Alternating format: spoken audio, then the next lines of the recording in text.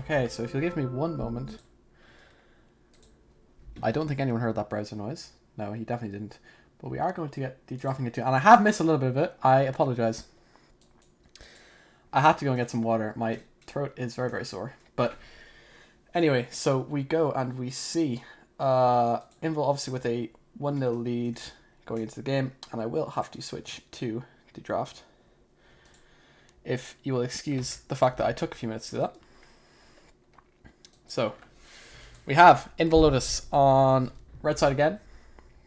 The Viego coming in on the R1. We have the Draven, Talia, and Zinzao bans. The Zinzao definitely was a problem. I'm not surprised to see that ban whatsoever. Draven ban coming in again, Talia ban coming in again. Exact same bans for Invul again on game 2. And then we have the Viego first pick for Invul this time. But Fløng veterans did take away the Renata first pick. Obviously, they thought it was quite a problem. So you can see that Diana and Viego picked. So that will, I assume, be a Diana mid. And we are going to see everyone's favorite Void Empress Manta Ray, Belveth. Now, I haven't actually seen very much of this champion in competitive or in team play. So I'm very, very curious to see how this fares out for them. But what do you want to be pairing that with? I would assume we'll get a mid pick just here.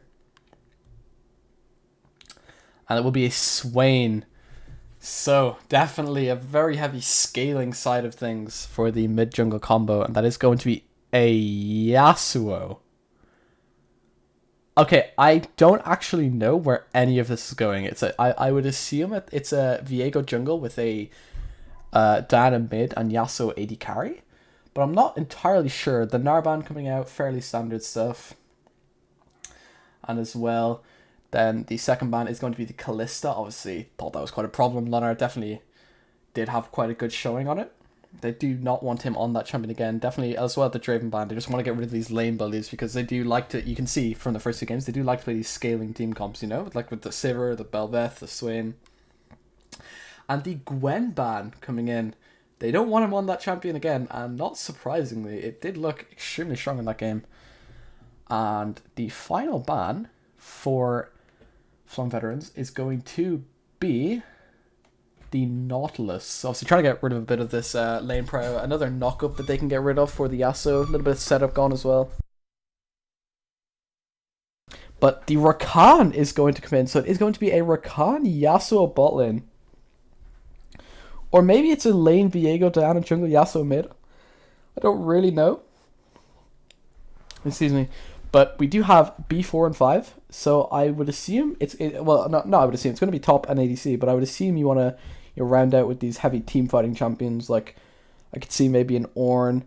A Varus doesn't seem too optimal, but you will go with it. So I would assume this is the on-hit Varus build with lethal tempo and attack speed, but it could always be lethality, I'm not sure. So, to round out this comp, showing everything they have, we will have, in the top lane, a Sion. Now, this is interesting, because I would have thought like maybe an Ornn or something. That is only a hover, it's not actually been locked in yet, but I assume it will be. No, it's going to be the Malphite, they're taking away the Malphite and putting it in their own top lane. Definitely, I really do like the Malphite here, actually, because it's not only that you're taking it away from the Yasuo, this Viego and Yasuo themselves won't be able to do damage to it, and... Okay, so we can confirm that is actually... I don't actually know where any of this is going, to be perfectly honest with you. I'm really confused. That is a lane Viego, I think. Or it's a Silas top? Diana mid? Viego jungle? I don't know, actually. I'm very curious where any of this is going, to be honest.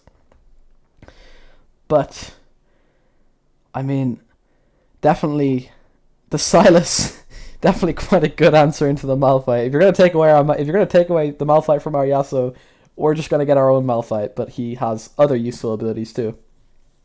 I mean, I really do like Silas at the minute. I think he's extremely strong on this given patch, but maybe a little bit weaker after the sustain changes. Into poke lanes might struggle a little bit more. Swain definitely not one of them, but looking at the comps now, I'm actually very surprised I didn't just scream Silas before. Because, I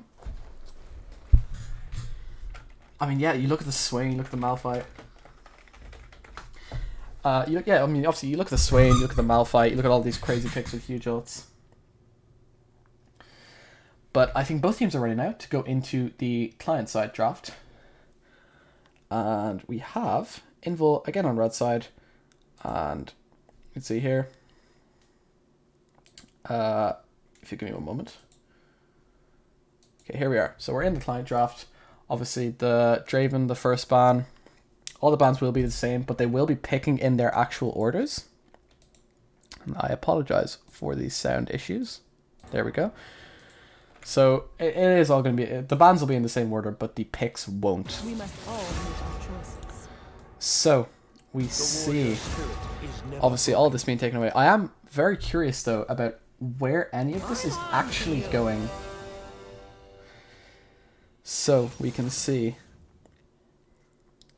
the Swain, obviously. Swain is going top, and so is the Silas, which makes me wonder if the Malphite... No, they're not actually in the order I thought they were. Gentleman Dawn is mid laner. So they are actually just going into the... So it is going to be Malphite top, it's going to be Swain mid, it's going to be Belvet jungle. However, it is going to be the Silas top and the Viego mid. Which is weird, to say the least. Definitely very, very weird. But regardless, I mean, I'm very interested about this. It's definitely... I like comps that go out there a little bit. And this is definitely one of them that's kind of, you know, testing the limits a little bit. Obviously, the Gwen did get taken away in the end. And, I mean, I think the thing I'm most curious about, because this draft really, it's filled with things that we don't normally see. Like, you have the Belveth, obviously, not every game, it's not always there. It has been picked in a couple of regions, but it's, you know. Then you have the Swain, you have the Malphite. The Malphite's quite a weird one, but it's not completely ludicrous. Belveth, obviously, very new champion. Definitely very, very strong in solo queue, especially in lower elos. But I don't know how good it is on a team level. I have a friend who is very, very good at that champion. He's one of the best in Europe at it. But, I mean, yeah, it definitely could be. I don't know, to be honest. We'll have to wait and see. The Varus I'm not a huge fan of, depending, because I think on-hit Varus can actually be quite strong, but I really don't like lethality Varus. At least personally. Also, there is the weird possibility that it could always be a AP Varus. I have seen that a couple of times, but who knows? I doubt it, but it's the option's there. Not exactly fantastic, but... And obviously, for the other side, you have Xanti on Silas in top, which isn't always a champion you see in top lane. However, there is very, very, very good engage, obviously, with the Diana Yasuo, the Rakan. There is really good engage, but I fear there is no frontline. Like, I feel like there's a lot of stuff that is very, very just squishy, you know? But we will only have to wait and see. So, I mean, definitely both drafts that we can... Like, actual interesting drafts instead of just, you know, the same things we see every other game. But I'm particularly interested in how this draft works, because I think, like, what the thing is, right? Once this Diana hits something, like, if she hits a big ult, the fight is effectively over. And I know Diana is, like, I know that's the case usually with Diana, but here you have, you know, you have the Yasuo ult, you have the Rakan's entire kit, you have the Silas who can go Malphite ult, he can go Swain ult, he can even go Varus ult if he wants to, the hostile takeover from Renata maybe. But obviously, loads of huge ults in this game for Silas. Like I said, I'm very surprised I didn't even think about that before. You have the Demonic Ascension, you have the Unstoppable Force. I don't know the name of Belvet's ult off the top of my head, but then you also have the Chain of Corruption and the Hostile Takeover as well. So definitely a really, really... Both quite teamfight heavy comps. I mean, I'm very curious. I do love watching teamfight comps in particular, or comps that, you know, they want to be fighting, they want to be... But yeah, I mean, yeah, everything is... Definitely looks like it could be quite a fun game to watch.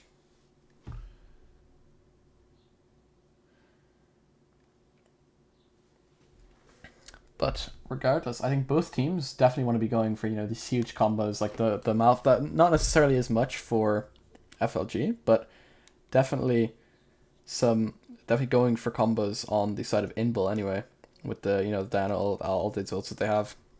A bit more, you know, extended team fight champs like Swain and Belveth for FLG.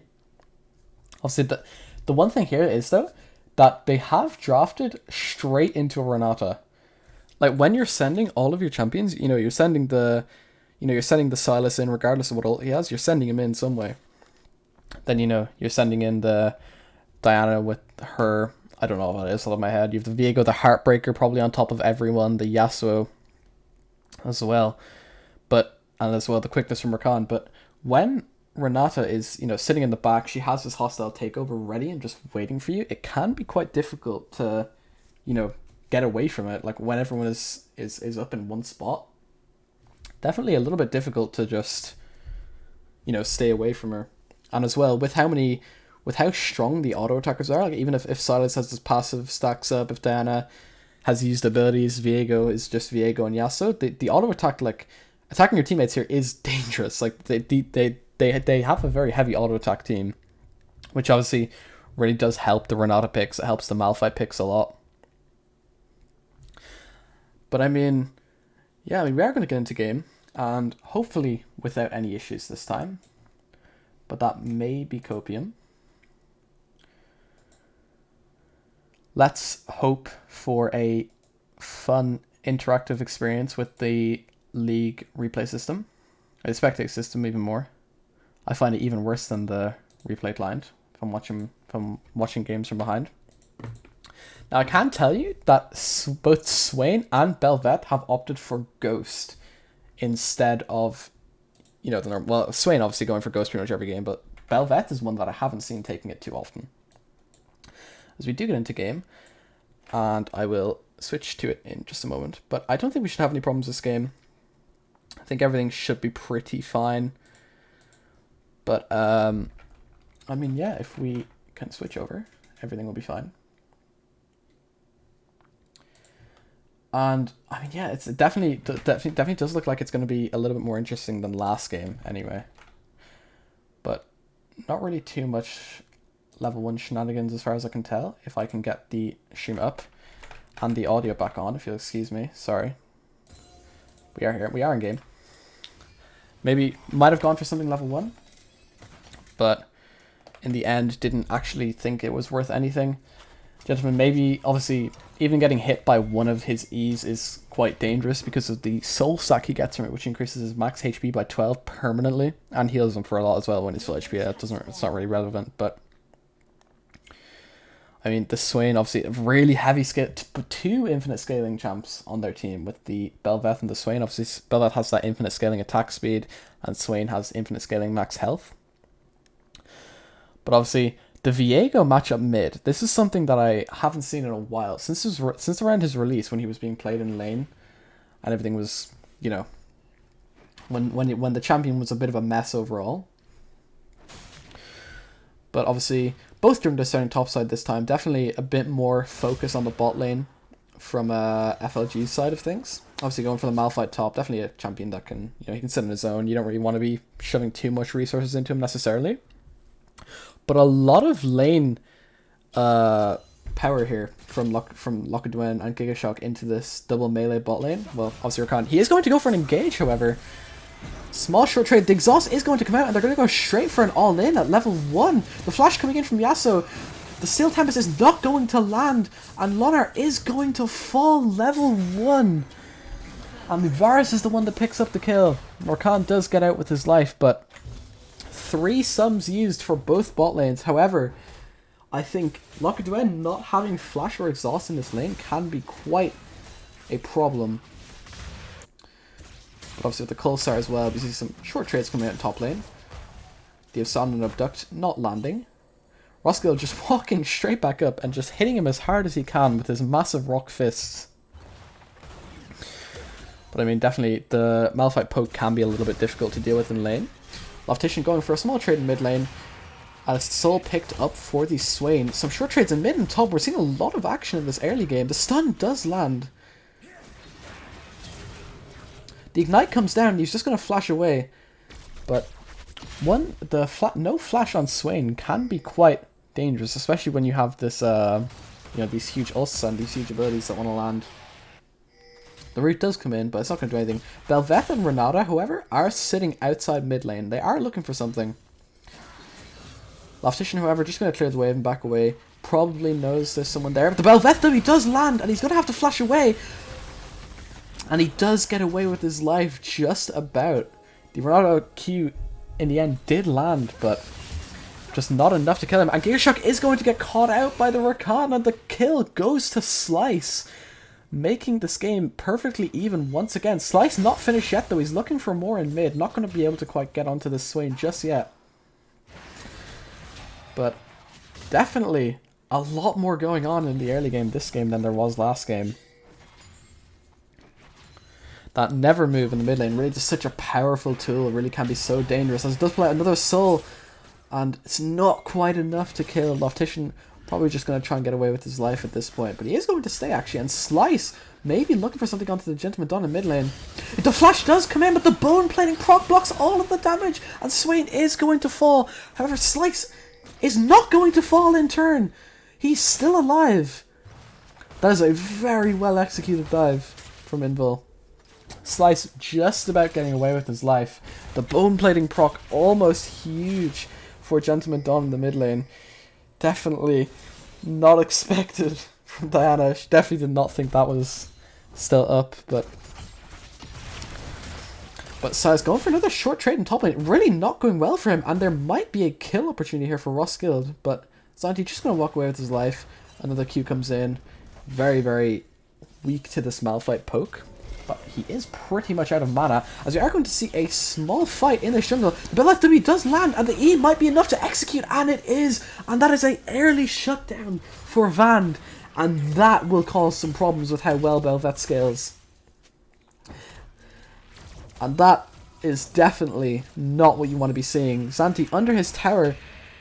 The Swain to be coming in to stop his back. Vand is looking for a dive onto this top tower. Zanti going to try and get away with his life, but it's not going to be enough. And the second kill for Vand is not going to come in. The Arcane Comet will take it, and Roskilde gets his name on the board for the first time in this game. And while it is an assist for Vand, that is more Lavender stacks. It is more attack speed. He is more difficult to deal with. And a huge all-in coming in here. The exhaust goes down onto Varus. The Steel Tempest lands. He doesn't quite have enough for the ult yet, but he is going to continue dashing in, and he is going to fall. And look at him, picks up another kill. Lethal Tempo fully stacked, and the shield from Renata is enough to keep him alive. Slice looking for the final kill. Does pick up Lockaduen as a kill in return. Gonna get out with his life now. Loftician coming in just to shove this wave in, but Lockaduen rushing Bork as well is going for that on-hit build like I mentioned before, and is definitely going to be a little bit of a problem in this game. But both junglers really going at each other. Really, both a lot more action going on in this early game than there was in game one. Slice, you can see again, just prioritizing these objectives so well. The first strike is probably going to go over to Invul without any fuss. Gentleman Dawn might be looking for something here. They are going to turn straight onto it. The Never Move does come out, only hits one person, but he is going to get landed on the stun by Viego. The ult comes out. The Demonic Ascension not enough to keep him alive with the healing, and the Heartbreaker comes out. That is a body for Swain to take, or for Viego to take, excuse me, and the steal comes in from Slice. And the steal from Slice. Malphite does take her down in turn. The W comes out from Bel'Veth. The E has been used. And that is a triple kill. And a shutdown for Lonar. A triple kill for Loftician and a shutdown for Lonar. And my god, is it difficult to cast Viego. So many things happening in such a small space of time. However, the steal did come in from Slice. Dashed straight in, got enough, got the shield off, a little bit of damage, then the smite, and it was enough to take it, but obviously the Swain, the Demonic Ascension, just turned straight back onto him as soon as he went for the Drake, and just wasn't enough to keep him alive. Bel'Veth is going to look for something in Vought. He does have his dashes up, he's going to walk away. He's not going to attempt to go for anything there. Thinks his time is better used, spent elsewhere.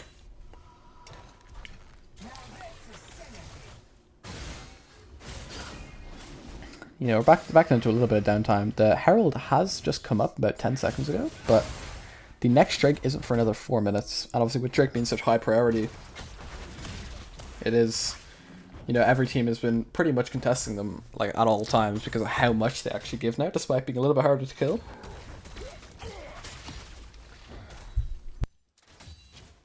And you can see in that fight, I believe Roskilde actually TP'd down. And he did pick up a kill for himself, but I'm not sure if that kill was in the top lane. I don't actually know.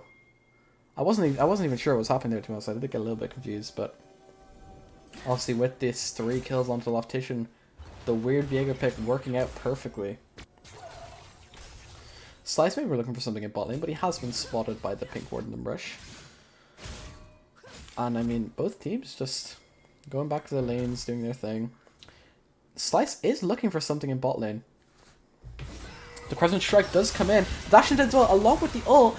Renata does manage to flash out of it. Diana is going to fall, but the Yasuo comes out, and that is going to be the Renata falling in turn. I don't know if they're finished yet. The Steel Tempest Dragon, or the Steel Tempest Tornado, excuse me, does come out. They're not finished yet, however. Marcusa is looking for a knock-up onto Locket Dwayne. He's just trying to clear this wave, trying to get it out, get as much as he can. He does flash out of it, but he is going to fall to the CC. However, Rakan is going to fall in turn. Viego just going to fall to the Demonic Ascension as well, and Swain might be able to look for more. The Never Move does come out, but it's not going to land. And another and it is going to be an AP Varus. I wasn't actually sure about that. An AP Varus with lethal tempo. I said I doubted it, but Zanti isn't going to take away the Unstoppable Force. It does come in, double knockup, and the ult comes in from Diana. The Unstoppable Force trying to get Roskilde away. I don't think it's going to be enough. The Crescent Strike whittling him down bit by bit by bit, and he is going to fall to another Crescent Strike in the end, and that is going to be another shutdown for Slice. Really just so much happening on so many parts of the map this game. And definitely a lot of free stuff, excuse me, being taken around the top side this game. But they are looking for a dive onto Gigashock again. Locked still on his own in bot lane, but they're just going to get away with their lives. Not going to go for anything with Gentleman Don showing in the top lane. Both teams going to go back to doing their things. Optician is looking for something onto Varus here. Obviously that bot tier 1 is still up, so not really able to do much with that. Really just so much free roaming power for this Viego, though. He really is able to do whatever he wants, and when you have a champion like Viego able to do whatever you want, it can be really difficult. I'm going to see the Bork Rush coming out for Lonar, as a matter of fact. He might go for the Sunfire build, but I know that is a little bit weaker on this patch than it was before, but regardless, we have the next Drake coming up in about 30 seconds. So both teams just setting up vision, trying to get vision around the river, around the Drake for that one. Never Move, unfortunately not landing for Dawn.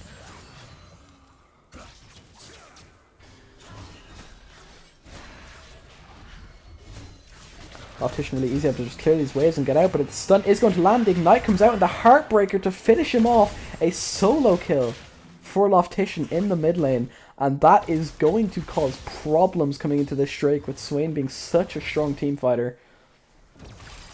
Really, really good pick for Loftician there.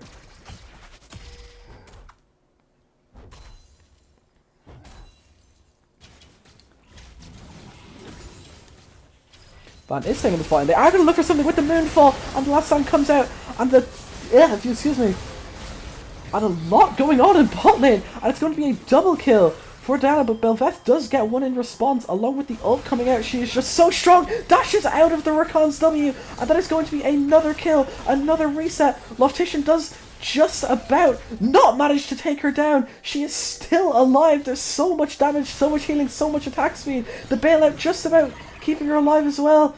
And the final kill going to come in on Loftician. Maybe? Does he die to the burn? He survives on 1 HP. And the Void Empress, just so difficult to deal with. She's got this Kraken Slayer. She really is just so strong now.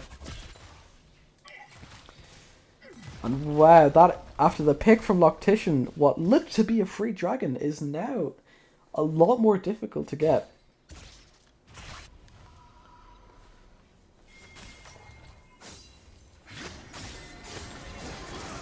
The windmill does come out, and the last time coming out as well. It's still Tempest, excuse me. But nothing else is going to come in. Definitely looked like he might have wanted to go for something there. And I must apologize for a few mistakes I've made this game already. My brain is a little bit scrambled. So the Unstoppable Force coming out, however, for this Silas and the Kingslayer as well, but not enough to take him out. The Abscond and Abduct, maybe you just used it to get passive resets, but probably needed to finish off that kill. Malphite just so tanky when he gets these Merc Treads. That's going to be a couple of plates in the top lane for Slice and Xanthi.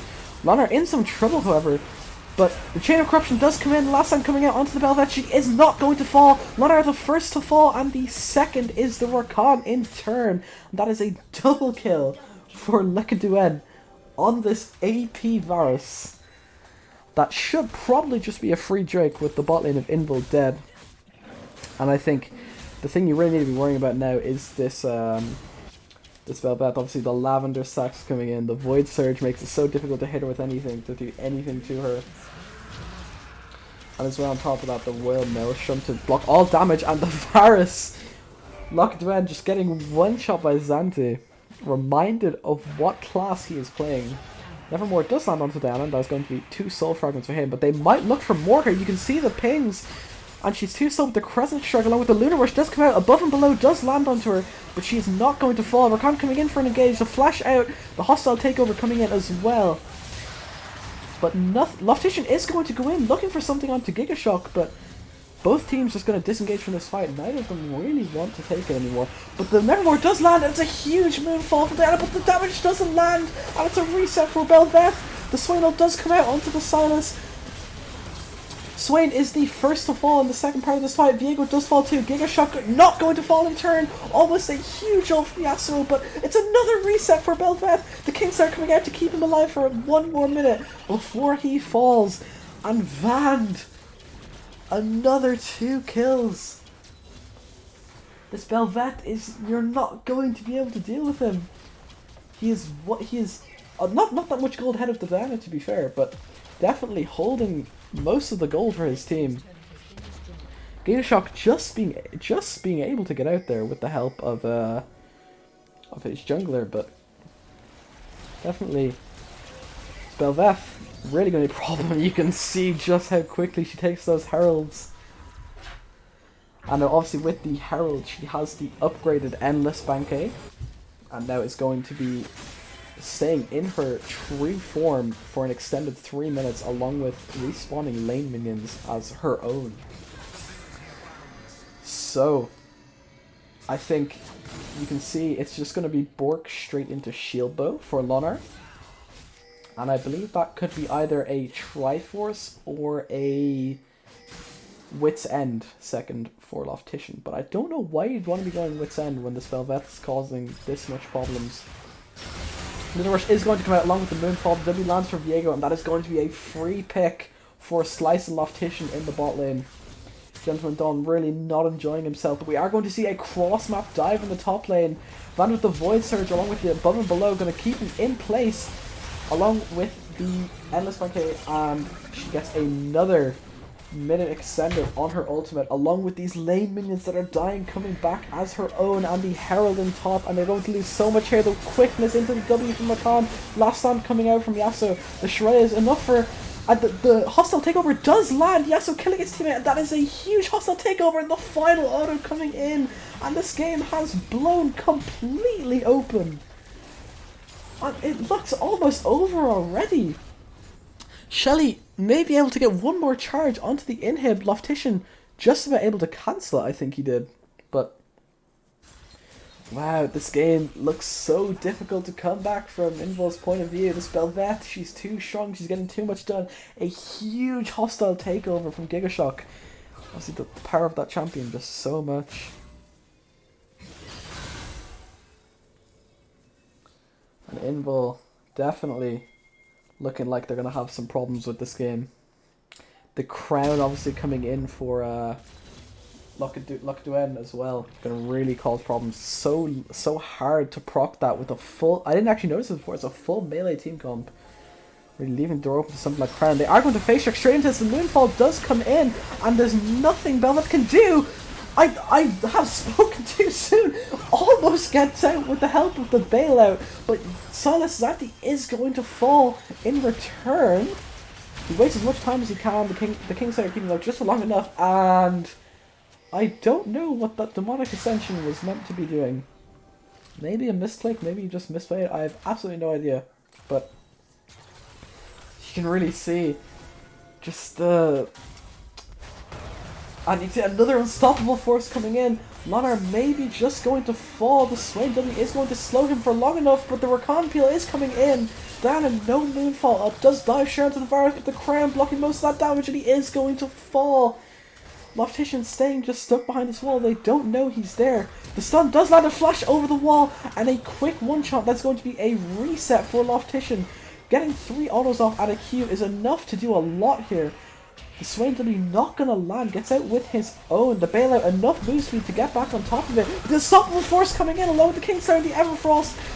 The Rata ult as well. The hostile takeover not quite landing onto anyone. Another reset for Viego. But Rand is back on this Belvet, and he is healing. He is blocking damage. He is doing too much. It's another endless banking reset. But Viego picks up another reset onto him. Takes the above and below, and is going to get another ult reset. And Gentleman Dawn is going to be the last to fall.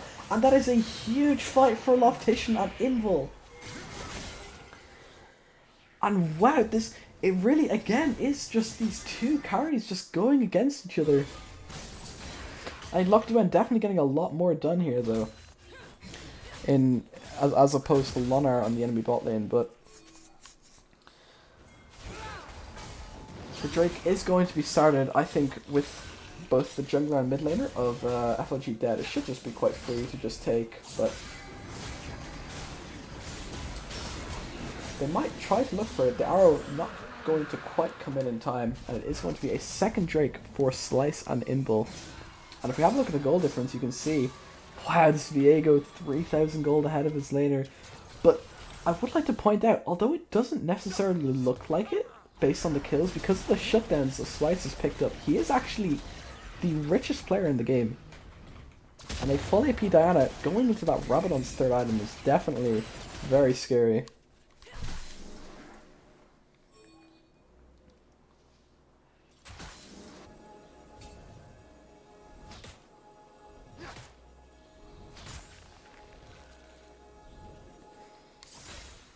Both teams just, collecting waves, trying to do their thing. Loftician may be looking for something onto Gentleman Dawn here. Going straight in with the Blade of the Rune King. The stun is going to land. The bone plating has been procced. Don't need to use the Moonfall on that Diana. And Slice is going to pick up that kill on Gentleman Dawn. And Luckaduen finds himself in some trouble. This wind wall is so difficult to deal with. And the Yasuo ult comes down. He has to flash away. But the Malphite is there waiting for him with open arms. And Lonar, 8 deaths in. Really not enjoying himself. Okay, we're gonna reset and get his health back. Zanti maybe look for something, but the Moonfall does come into the mid lane, and Giga Shock is going to fall. Zanti, however, still training the Kingslayer come out, and there's just so much healing. And Roskilde is going to fall in turn once this Kingslayer is back up, but the unstoppable force gets him out. And Zanti, not able to follow, does have the flash up, but isn't going to go for it.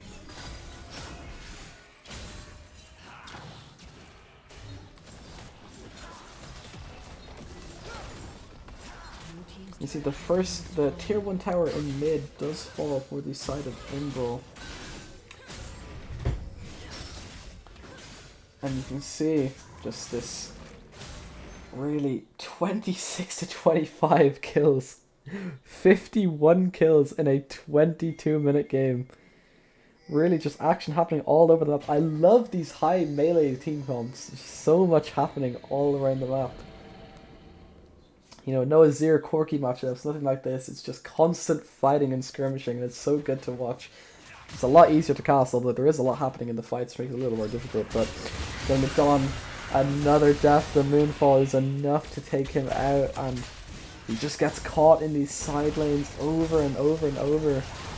But the Baron is going to be started up for FOG. The teleport is coming in, however, for Zanti, and they are just going to fully contest this.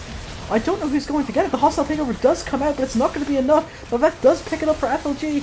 Lekaduen is going to fall in response, but Belveth is just getting so much done. The Kraken Slayer, the true damage. She's going to get the reset, but she is going to fall in the end, and it is going to be a huge fight for Invul. An ace for the 1 kill of Loftician, and an effectively useless Baron outside of the original 300 gold per player that you get. And I did say earlier that this game looked as good as done, but Invul have just come back again. These mid-game fights, these free picks, they're just so good at it. Nevermore just about landing onto Yasuo. It's another soul front for him. I don't actually know if we can check how many he does have. He's definitely been stacking them all game. Of course, the only two ways he is able to get them is through the Nevermore when you pull them back, not actually hitting it. You have to pull them back to get the soul fragment. Enemy champions dying near him, or he can land the Vision of Empire, which is obviously a huge long range ability. But he has been landing that ability very, very frequently, which, you know, with the time it takes to go off, isn't easy. But the Santi here on the Silas going for a Banshee's Veil, and we might see the quickness and the Shrillians coming out, but he's going to be stopped in his tracks by the Chain of Corruption. And the hostile takeover does come out, not going to land on anybody, but they are going to protect that ward as Roskilde does come in with the TP. And that is a lot of huge abilities used. The Shrillians from Markuza, the quickness, the hostile takeover, but particularly the TP for Roskilde. But he did need to use it to get down to this fight anyway, because the dragon is coming up now. And when Invul have 2 already, it's really not one you want to be giving up.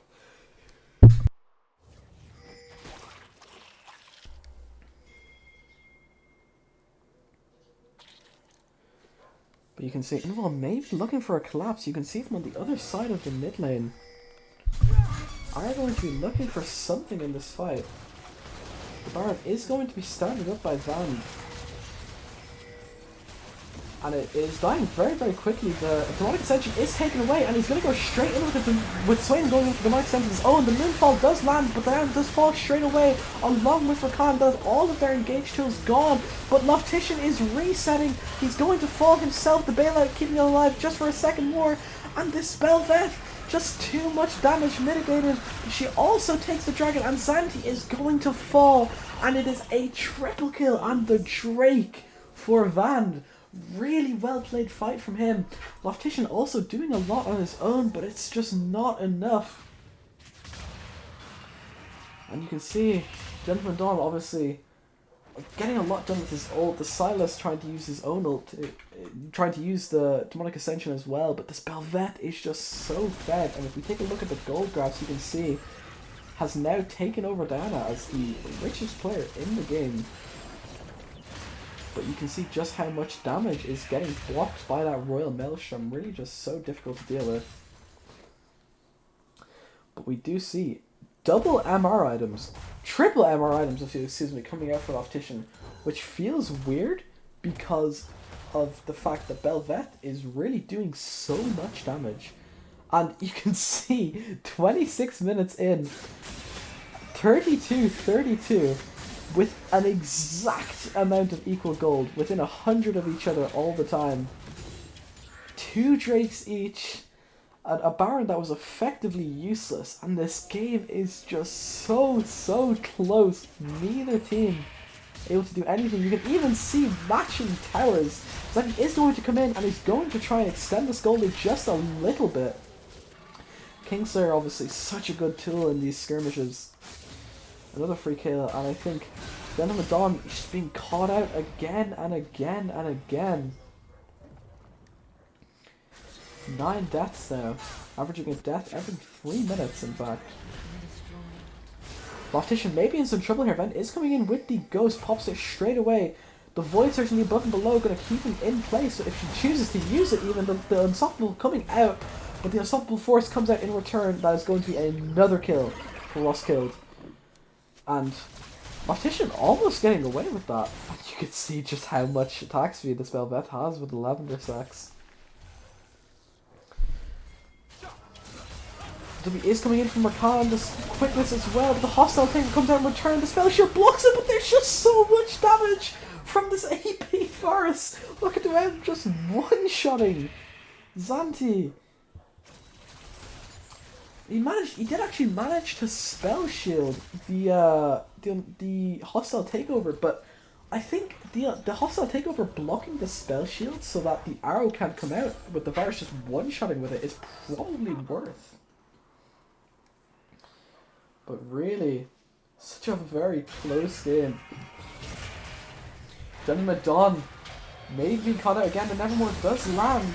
But the Demonic Ascension coming out in return, the above and below keeping her in place for just a second longer, the stopwatch from Swain, and he is going to get out with his life on top of another 60 seconds of true form for Van, which really is going to be a problem with the Baron up in 8 seconds.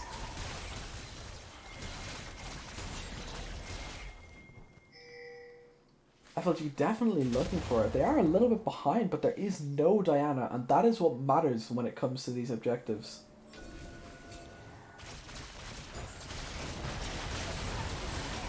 But you can see Loctation just saying on the edge of that miss, it does fall. The Never Move not quite landing, but Belveth just takes this Baron so quickly, and it is going to be an essentially free Baron and an upgraded true form for Van. Void surging, straight over the wall. Loctation all on his own. He's not going to be able to get out of this one no matter how much he does. He is going to fall eventually. That is going to be another kill for Gentleman Dawn, who really is stacking up these items, and I think this game, it's just getting out of Invul's reach at this point. Mono doing all he can in the mid lane to get his team into any kind of position to do anything, but Varus does have the flash chain of corruptions, but he doesn't need to because the unstoppable force is going to come out. He's going to flash straight over the wall, straight into the open arms of Van on the spell Vent, and that is another 60 seconds of true form.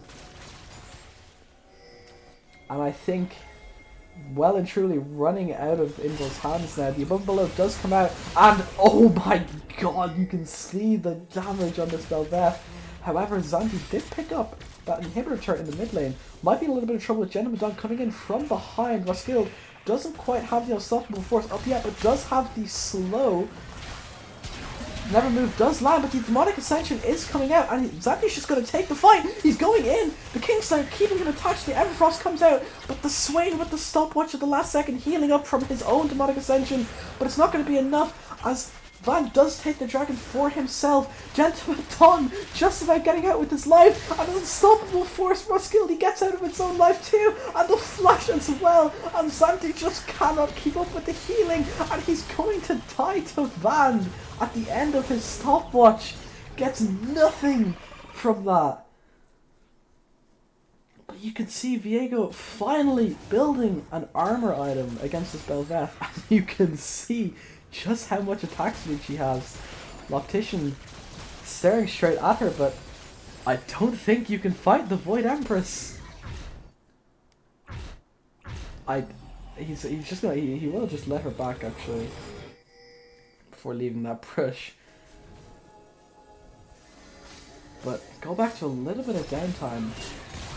Roskilde maybe in a little bit of trouble here. It's going to get cut out, and that's a huge knockup. The ult from Yasuo comes in, but the Belveth is here. The hostile takeover taking out so much, and there's just too much damage. The Void Empress is too strong. She's still got 2 Void Surges left. She does miss the above and below. Rakan just trying to dash away. Loftition and Markaza running for their life. This Belveth is too strong. A godlike on the Belveth, and it's going to be a final kill. And that is going to be the game, almost certainly. Huge push here for FOG, and it is just too much. This Belveth pick really paying off so well. The Void Empress, she is just so strong. She got the scale, she got the response, and Stomping Force coming from Zanti, but it's not going to be enough. And game 2 is going to be picked up by FLG to make it a 1-1 to end NLC Div 3.2. Really a great game, actually, there from FLG. I don't know if we do get to I don't know if we do have interviews. I'm honestly not sure.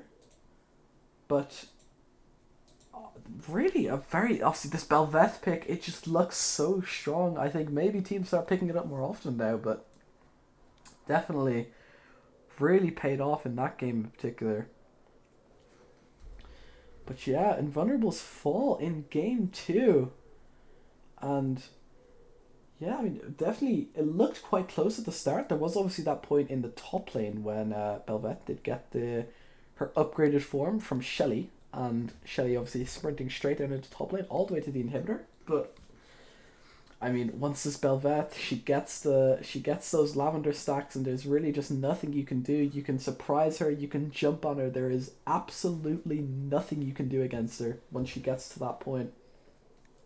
And obviously with the ability to build these on-hit items, build these crit items, these bruiser items, even tank items, Titanic Hydra, Frostfire Gauntlet, it's just so difficult to deal with once she gets going.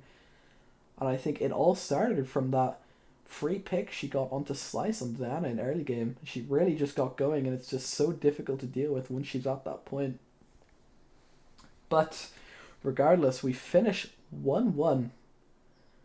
And very entertaining game. I really enjoyed that last game. Definitely one of the best ones I've watched so far. I do love these melee heavy team comps, but I think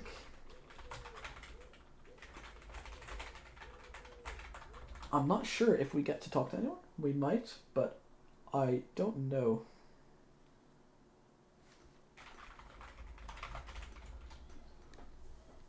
Okay, but that is going to be the end of the game. A 1-all draw, a tie between Invul and FLG. Really, really entertaining games. Well played to both teams. I think Slice definitely the MVP of the first game, but in the second game, the enemy jungler just really throwing everything back at her with this Belveth pick. Really, really enjoyable game to watch actually. But that is going to be it from me, for now.